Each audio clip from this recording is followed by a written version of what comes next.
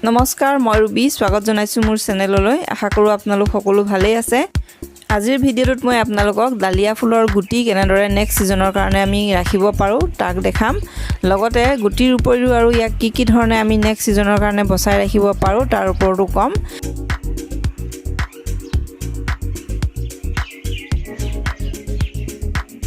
ভিডিঅ'টো বৰ বেছি দীঘল নহয় সেই শেষলৈকে চাব বুলি আশা ৰাখিলো লগতে কেনেকুৱা লাগিল জনাব যদি ভাল লাগে লাইক কৰিব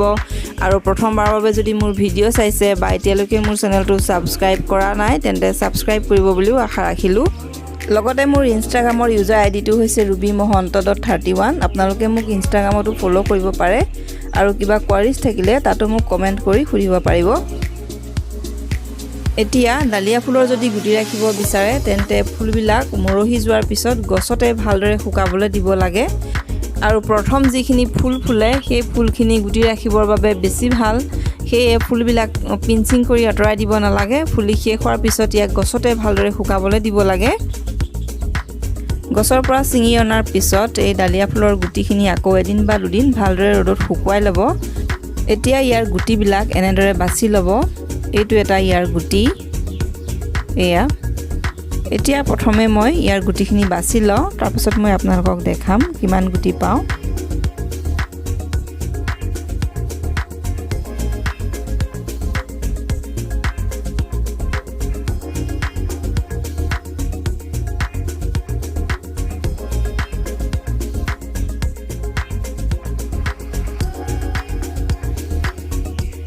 এয়া হৈছে ডালিয়াৰ গুটি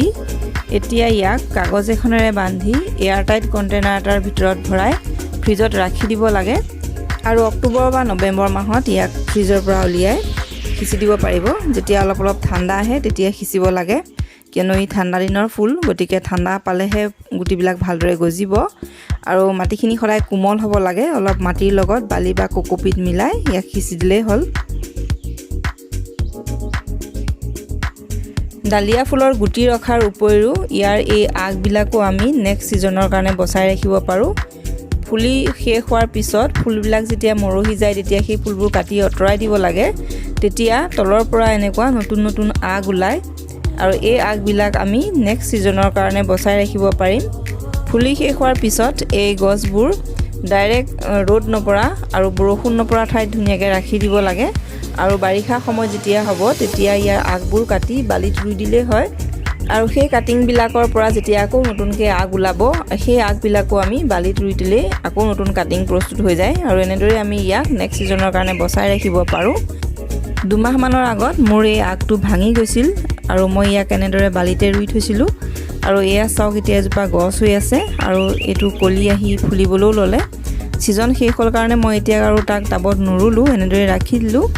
বালিত ৰুলে ইয়াৰ আগবিলাকৰ পৰা খুব সোনকালে শিপা আহে অতি সহজতে হয় আৰু এনেদৰে আমি এই গছবিধক নেক্সট সিজনৰ কাৰণে বচাই ৰাখিব পাৰো